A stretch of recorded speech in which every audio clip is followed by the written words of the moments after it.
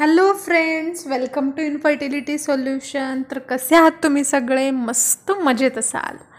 तर जसं की तुम्ही थंबनेल बघून व्हिडिओकडे आलायत, म्हणजे तुम्हाला प्रेग्नन्सी तुम्ही प्लॅन करतायत आणि कुठंतरी तुम्हाला हे लक्षण दिसू लागलेलं आहे आणि हे लक्षण तुम्ही कन्फर्म करण्यासाठी इथं येऊन पोहोचलायत.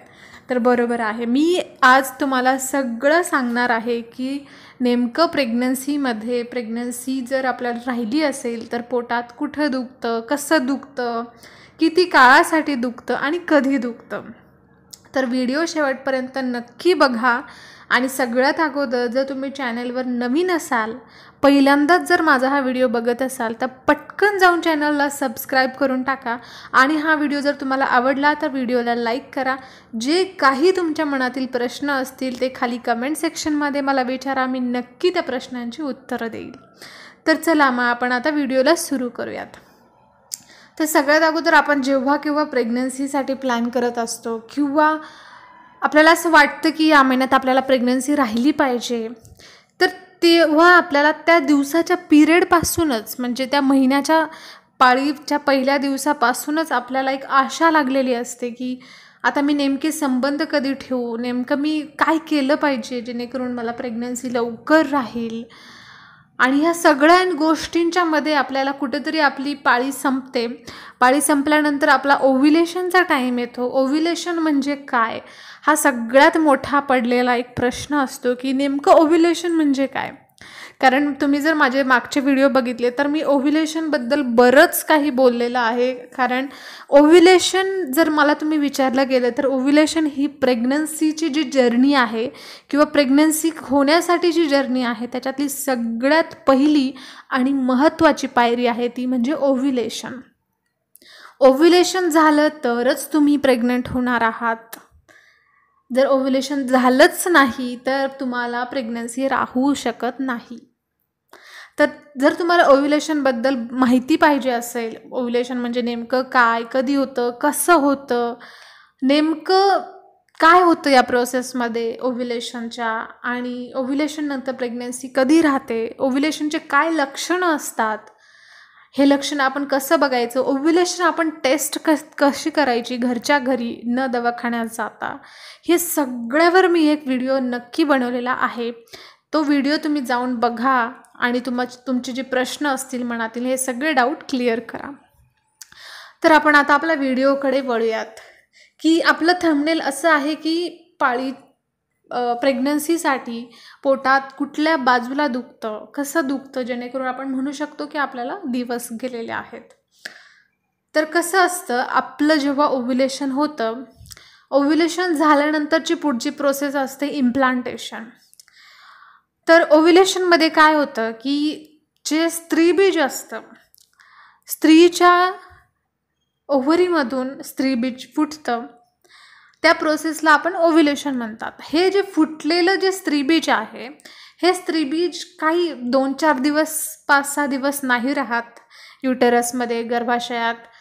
ते किती वेळ राहतं? फक्त 24 तास राहतं. तर ह्या 24 तासामध्ये जर पुरुषाचा शुक्राणू तिथे भेटला तर त्यांचं मिलन होतं. मिलन झालेल्या प्रोसेसला आपण फर्टिलायझेशन म्हणतो. फर्टिलायझेशन म्हणजे मिलन. मिलन झाल्यानंतरची पुढची जी पायरी असते, पुढची जी स्टेप असते ती म्हणजे इम्प्लांटेशन असतं. इम्प्लांटेशनला आपण आरोपण असं म्हणतो. तर नेमकं इम्प्लांटेशनमध्ये काय होत असतं की इम्प्लांटेशनमध्ये आता जो छोटासा गर्भ तयार झालेला आहे, छोटासा एक बेबी तयार झालेला आहे, जो की आपल्या जे आपण सफरचंदाचं फळ खातो त्याच्या बी इतका सुद्धा नाही अजून, खूपच बारीक आहे, खूप सूक्ष्म आहे. ह्या सूक्ष्म जीवाला कुठंतरी आपल्या गर्भाशयात कुठंतरी चिटकायचं असतं. त्याला त्याचं अस्तित्व 9 महिने 9 दिवसासाठी एक त्याला घर निर्माण करायचं असतं, त्याचं कायमस्वरूपी 9 महिने 9 दिवसासाठी. तर ही जी प्रोसेस आहे ह्याला आपण इम्प्लांटेशन म्हणतो. ही इम्प्लांटेशन प्रोसेस कधी होते? जेव्हा तुम्ही पाळीची डेट एक्सपेक्ट करता. म्हणजे या महिन्यात जर तुम्हाला 1 तारखेला पाळी आली असेल तर पुढची जी पाळीची डेट असते आपली, म्हणजे ह्या महिन्यात तुमचं ओव्ह्युलेशन झालं, तुम्ही सगळं रिलेशन ठेवलं, सगळं झालं, त्याच्यानंतर जी एक्सपेक्टेड डेट असते त्याच्या 1-2-4 दिवस अगोदरच आपल्याला इम्प्लांटेशनची प्रोसेस आपल्या शरीरात सुरू झालेली असते. आता हे नक्की आहे का, हे इम्प्लांटेशन तेव्हाच होतं तर नाही आहे. कुणाकोणाचं लवकर होतं, कुणाकोणाचं उशिरा होतं. इम्प्लांटेशन ही प्रोसेस कधी होते, जेव्हा तुमचं अंड फुटतं, जेव्हा तुमचं स्त्रीबीज फुटतं, अंड फुटल्यानंतर मिलन कधी होतं, फर्टिलायझेशन कधी होतं, ह्या सगळ्या गोष्टींवर इम्प्लांटेशनची डेट किंवा इम्प्लांटेशनचा वेळ अवलंबून असतो. ठीक आहे.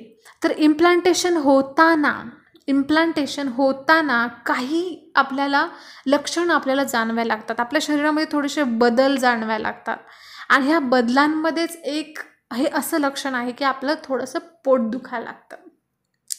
कोणाकोणामध्ये हे पोट खूप बारीक दुखतं, म्हणजे असं वाटतंय की थोडंसं वाटतं आपल्याला की काहीतरी पोटामध्ये चाललंय, काहीतरी दुखतंय म्हणून. आणि काहीमध्ये थोडंसं पिरियडसारखी पेन येते. पण पिरियडची पेन आपली, ही पाळी येण्याची जी आपली वेदना असते ती खूप तीव्र असते. एवढी तीव्र वेदना आपल्याला प्रेग्नन्सीमध्ये होत नाही. आपल्याला कमी वेदना होते, पण पोट दुखत असतं आपलं. ठीक आहे. ही प्रेग्नन्सी राहण्यासाठीचं पहिलं एक लक्षण आहे. ठीक आहे. तर म्हणजे आपण आता समजले की पोट दुखतं. कधी दुखतं हेही मी तुम्हाला सांगितलं. पाळी यायच्या 1-2 दिवस अगोदर, 3 दिवस, 4 दिवस अगोदर आपल्याला पोट दुखतं. आता कधी कधी कसं असतं, हे पाळीचं सुद्धा लक्षण आहे की आपल्याला पोट दुखतं. कारण पाळी पण आपल्याला 3-4 दिवस अगोदरपासूनच आपल्याला काही काही लक्षणं जाणवायला लागतात. पण नेमकं कसं ओळखायचं, तर जे पिरियडचं पेन असतं ना, ते असं सौम्य नसतं. सौम्य थोड्या वेळासाठी असतं. पिरियड येण्यासाठीचं जे दुखणं असतं आपलं ते थोड्या वेळासाठी असतं, पण मध्येच एक तीव्र वेदना येते. मध्येच आपल्याला खूप शार्प पोट दुखायला लागतं आणि आपल्याला पुढच्या 2-3 तासात तर पाळी येऊन जाते. पण प्रेग्नन्सीसाठीचं असं नसतं. प्रेग्नन्सीचा आणि पिरियडचा हा एक मोठा फरक आहे.